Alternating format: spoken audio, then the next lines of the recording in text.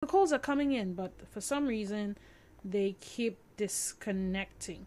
So let me read some of your messages on Facebook. Unity Dio Heck says, at all points, I feel obligated to obey authority, but not those in authority will only obey the ones that favor them and disobey the ones that doesn't favor them.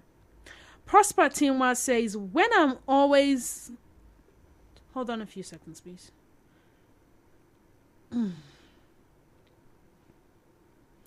Okay, back to Prosper's message. Prosper Tinwa says, when I'm always looked at as if I don't have anything to offer. Okay. When I'm always looked at as if I don't have anything to offer. When I'm trying my very best to be better than before, but still I'm looked at as if nothing good is happening. At this point, I back up and put it straight to whoever is in charge or whoever is in the opposite. Interesting.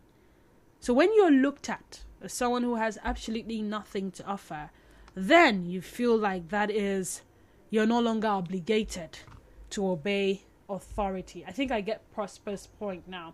I hope this call pulls through. Okay, I'm hoping the network will be a lot nicer. I have Frederick calling from GRA. Hi Frederick, good afternoon and welcome to the sunny side. Hi, good afternoon, ma. Frederick, you're welcome. How do you do? I'm fine. In respect to the question you asked on the show this afternoon, I wanted to draw my own contribution as well. Please, go on. No, this one. Hello? I'm with you. I'm with you. Go ahead, Frederick. I'm with you. Okay. Oh, no. What's happening? I can hear you. I don't know if you could hear me, but I could hear you, Frederick. If you do not mind, you should call back. Again, the question remains, at what point do you feel you are no longer obligated to obey authority? At what point do you no longer feel obligated to obey authority? Remember, we're talking justifiable reasons to rebel against authority. And whether or not you agree, at that point where you say, no, I will not. Sit down here. No, I will not. Do like this. No, I will not. Don't do this. No, that's the one you want to do. You're seen as rebellious.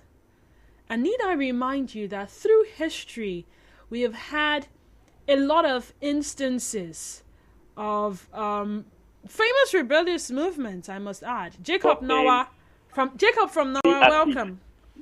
There is nobody there, or being a suggestion of Jacob disobeying Jacob what the masses are saying. Jacob, you know that when somebody is big to obey the masses to such extent, one can decide to disobey. So we see the way hardship is going on everywhere now, even just like in the church.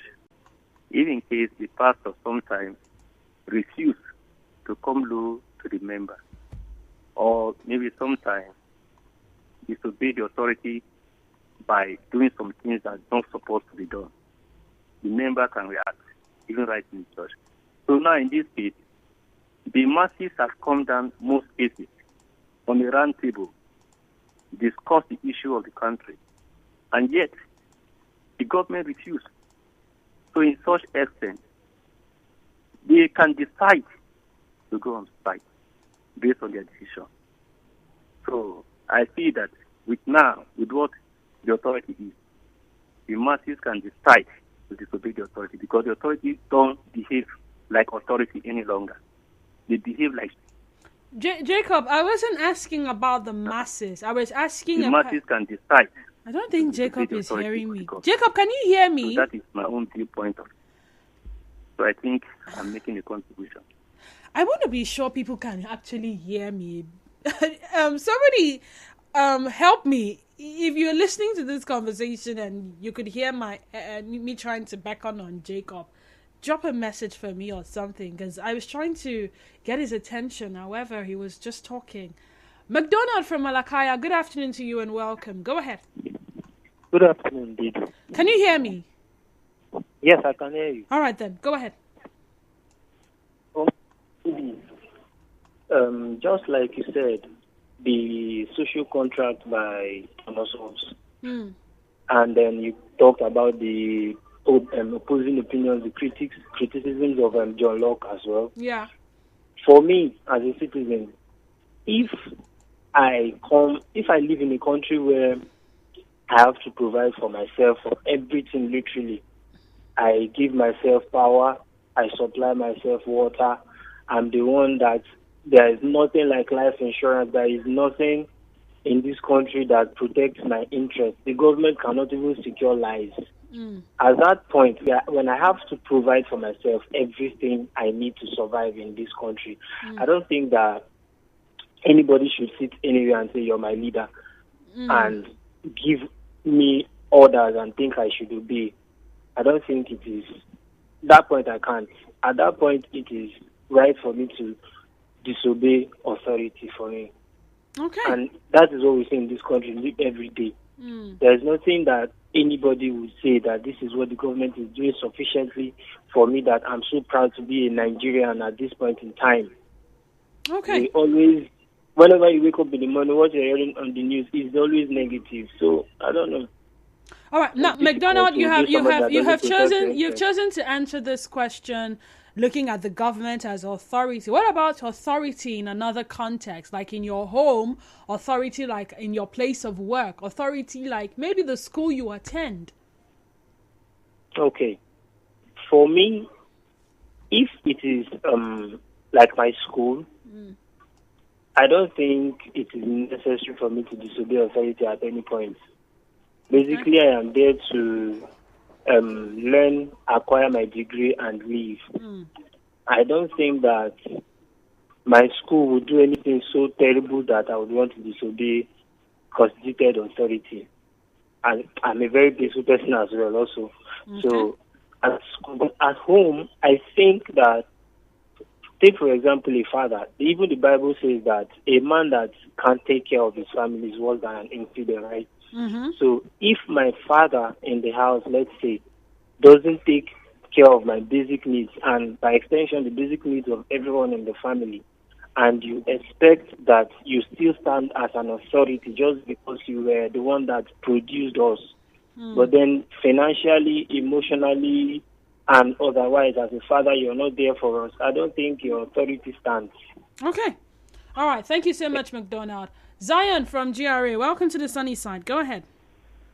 Good afternoon, and thank you for this conversation. Good afternoon. The social contract theory does not give you a room for interference to your politics or to your governance or to even think about revolution, especially when it ought to do with shedding of blood or being lawless. It does not give you. Because by definition of the social contract theory is an agreement that D Square, Constance, and Jude is going to be our leader in perpetuity. Accepted. Now we live like that. But we, the people, have our representatives to interface with these three individuals. Laws have been made. Sharing of the resources and the formulas have been made for the well-being of everybody.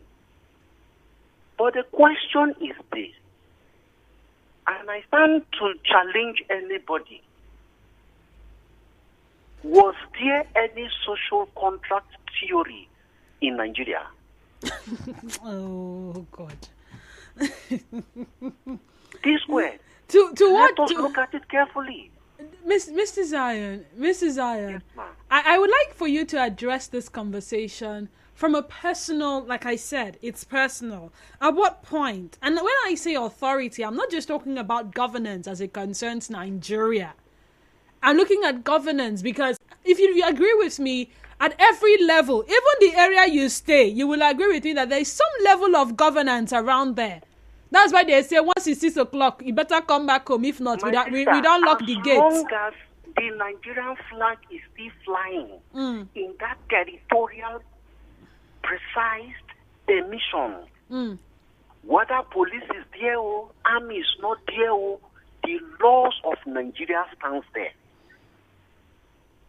Do you know Professor Cloud Ake, in his work, which is titled Revolutionary African Treasure, he said something in that book.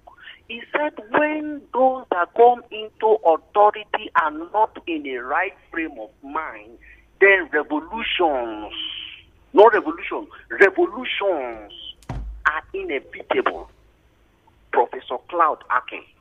The truth is this: whenever the leaders from the family to the church, religion, mention it, clubs, associations, the leaders are no longer in the right frame of mind.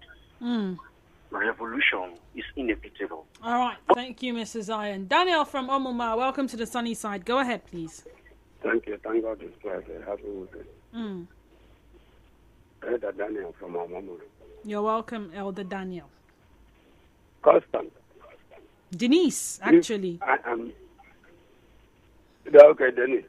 Judy. Yes, sir. As a father I am, if I'm not living to my expectation in the family, do I expect my wife, talk less of my children, to obey me? The sincerity of your question is somebody not living to his expectation. I'm a chairman of a club, or secretary of a club, or an organization. Then I don't live to my expectation as secretary. How do I deserve or expect that the members will honor me any longer? There is no way. And if they see insincerity in me, for me not to maintain my integrity as a secretary of an organization or as a chairman, or being sincere to them, didn't you know that I have derailed myself from being respected? As you ask, that why? What is the reason for disobeying people in authority? God says we should pray for people and respect people in authority. Why we are praying for them and respecting them, and they don't respect themselves and they don't pray for themselves? How do you think a common man, ordinary member, will continue all the time praying for them, respecting them? Thank you so much, Daniel. Frederick from GRA called back. Frederick, can you hear me now? Yeah. Sorry, I got interrupted. Okay, no problem. Go ahead. Okay, so responding to the question on the show today, when the government has failed to respond to the needs of its citizens, to protect the rights and interests of its citizens, I think at that point, right to rebel against the government. Understand? And when the excesses of a government or its agency or any of the parastatals is not functioning effectively as demanded, in the organization or the place, the workers there or equally has the same right to revolt against the authority. I think at that point, it is justifiable for the citizens or the workers in an organization or family, children in a family, to revolt against the authority in that circumstances. When they fail to meet up the demand and cater for the interests and needs of the family, the citizens, the workers, I think at that point it's justifiable to revolt against the authority. All right. Thank you, Frederick. That's mine. Esther Ubeli on Twitter says, when even those that made the law flagrantly disobey it and push me to the wall. Okay, I'm going on Facebook now. This one is from Wat Champion from Abidjan, Cote d'Ivoire. And it says, We are commanded by God to obey authorities in our society. But if those in position of authority are not role models to give us an example, there's no point of inclining oneself to the order of such dubious people who play deaf ears to masses' plight. Thanks. I hail from Abidjan. Wow. Thank you, Watson, for being a part of this conversation from Abidjan.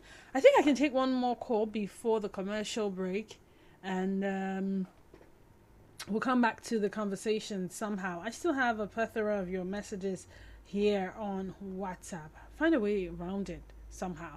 Nigerian for good afternoon to you and welcome. Go ahead. Hello. Hi, good afternoon. Welcome. Yo, my name is Daniel. Welcome. Go ahead. Hello? Can you hear me? Yeah, I can hear you now. Now go ahead. Okay. So the answer to the question you asked is that maybe for instance now, if someone like for me to obey authority, then I think the person who is the head or leader must first do the right thing.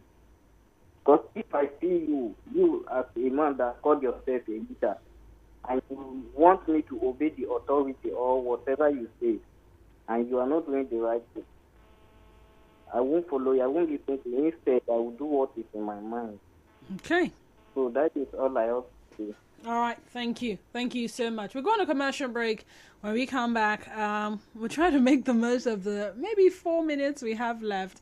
Because after this, we'll have trending stories and thereafter a recorded program which will run for about 30 minutes. Just stay tuned.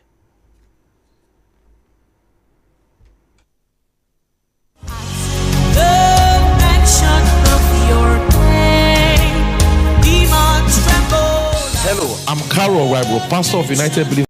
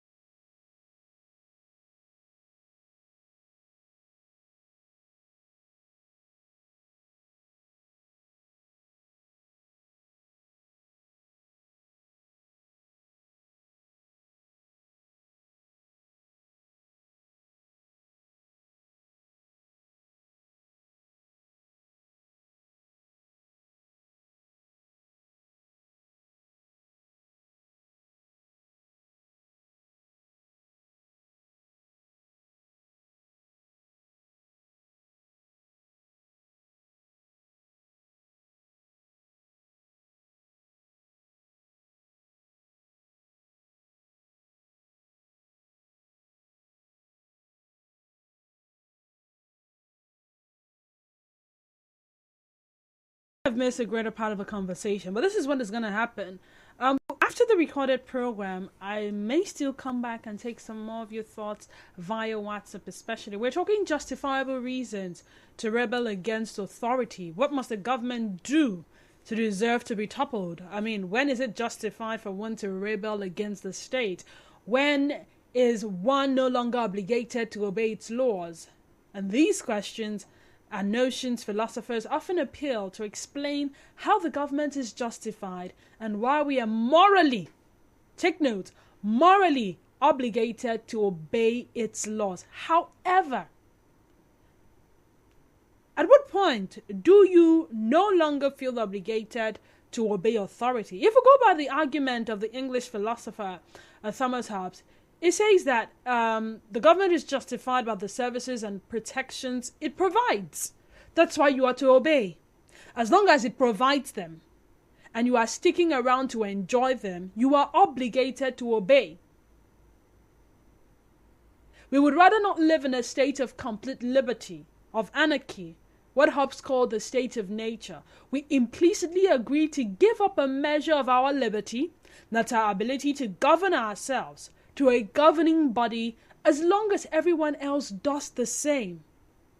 And this agreement has come to be known as a social contract. John Locke had something else to say, but we're pressed for time for me to share that. Good afternoon, Denise. If I choose to be part of a system based on the stated purpose, it's because I deem the system's goal to be healthy and positive.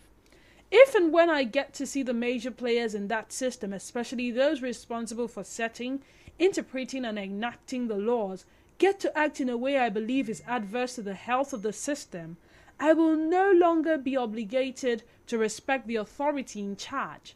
Also, at that point, only the instrument of fear or a decision on my part to fulfill all righteousness, whether for the sake of obtaining some personal goal or respecting my values, will make me continue with that authority. Denise, if the authority in government at home and in the entire society deliberately fails to provide for basic needs of the people like food, shelter, clothing, and water, one can withdraw his loyalty from the appropriate authorities concerned. Thanks. My name is John O. Nwagugu. I hope I got that correctly. Interesting. Now, can I say that it is for this same reason why some citizens have turned to a life of crime? Well, I say it is for this same reason why some individuals within an association will plot to overthrow whoever is in charge. And that is why you hear things like this clique and this clique, this camp and that camp. Like I said, we do not have enough time to exhaust this conversation at this hour, but we'll try to make the most of it after the recorded program. Up next is Trending Stories. Just stay tuned to us. We are Nigeria Info.